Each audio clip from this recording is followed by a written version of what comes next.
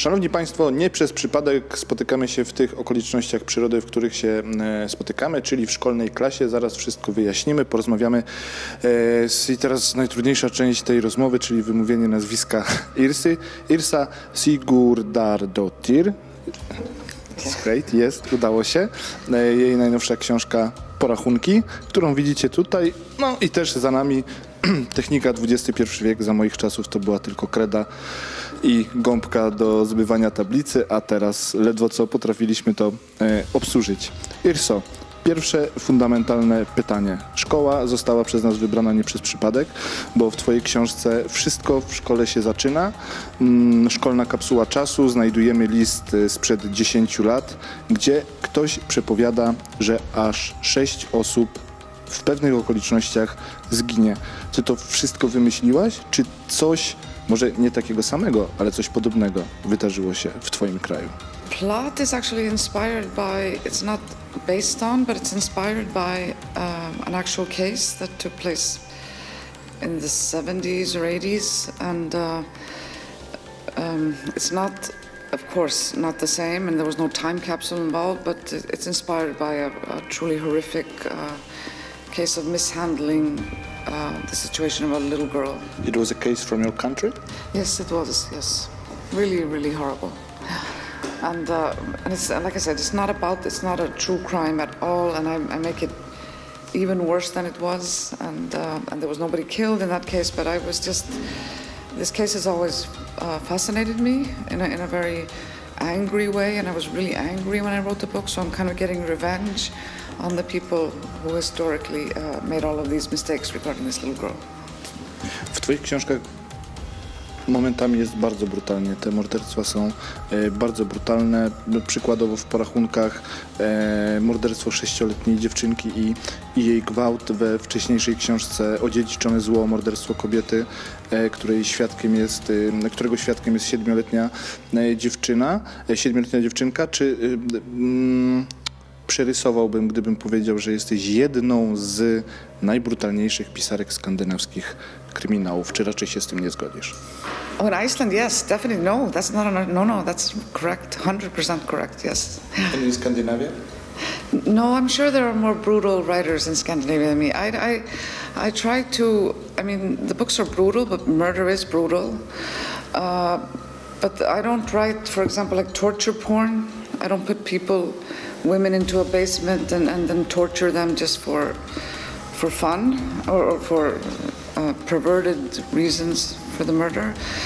But I find the older I get, the more brutal I get and the more cruel I get in my books.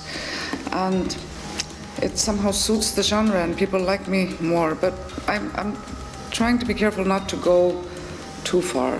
You know, if you become more brutal with each book, then you're headed in the wrong direction. So I kind of, after this one, I pull back a little bit because it's very easy to fall into the trap of being constantly more and more awful in each book, and that's not a good road. Sprawdźmy w takim razie, powiedz, o czym będzie Twoja kolejna książka, jakie tam będą morderstwa, skoro nie tak brutalna, a może nie będzie wcale.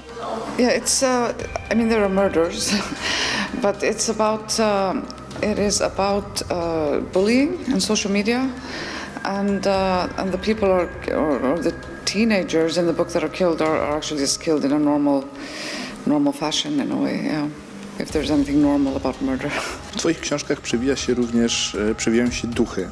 Czy to jest tak, że Ty w jakiś sposób w nie wierzysz, czy to jest wszystko wymyślone właśnie na potrzeby literackie?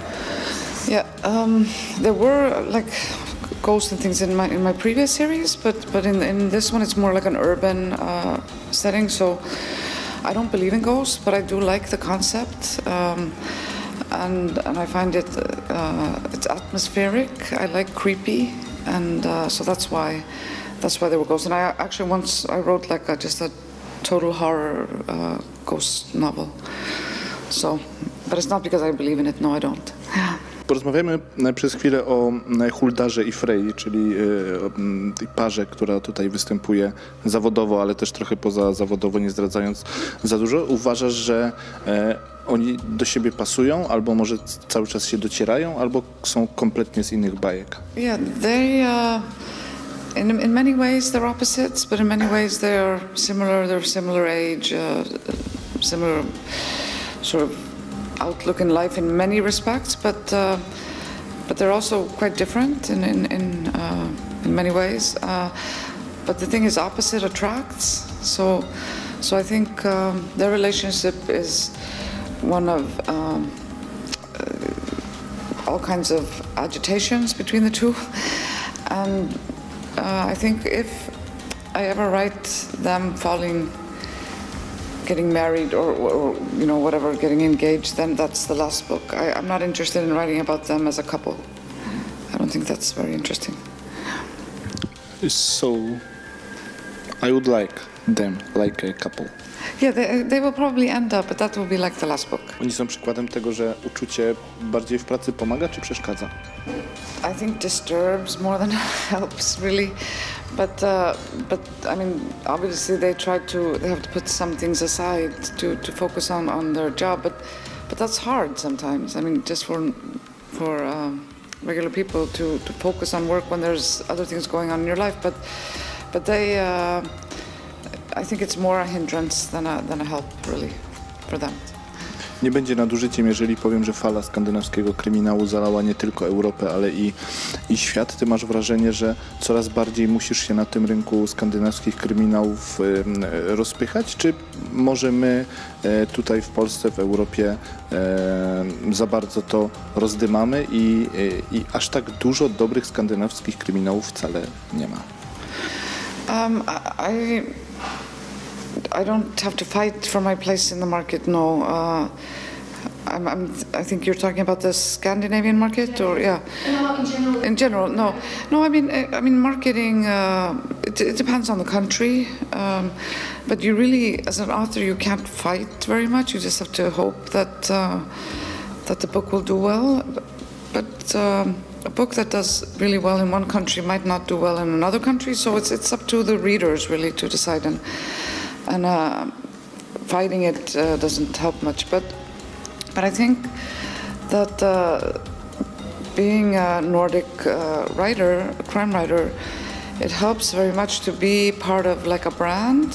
So Scandinavian noir or Nordic noir helps to sort of, the buyer or the reader of the book will have an idea of what they're about to read or buy. Because there is a collateral similarity in many respects with the Scandinavian crime novels. Teraz jesteś w Polsce. Chciałbym cię zapytać o Polaków w twoim kraju. My chyba jesteśmy tam największą grupą obcokrajowców, którzy żyją. I powiedz proszę, jak my tam jesteśmy odebrani, nie wiem, jako pracowici, jako leniwi, jako alkoholicy, a może jeszcze w jakiś inny sposób? Czy to jest pozytywne, czy to jest negatywne? I mean, you are the biggest immigration group, so it's, I think it's like 10% of Iceland is Polish people. And when you have such a big group, you're obviously going to have all types of people.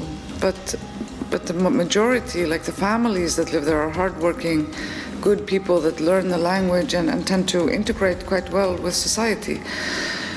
And of course you will have also Polish alcoholics, as you have Icelandic alcoholics. When you're such a big part of a nation, there are going to be all kinds of people.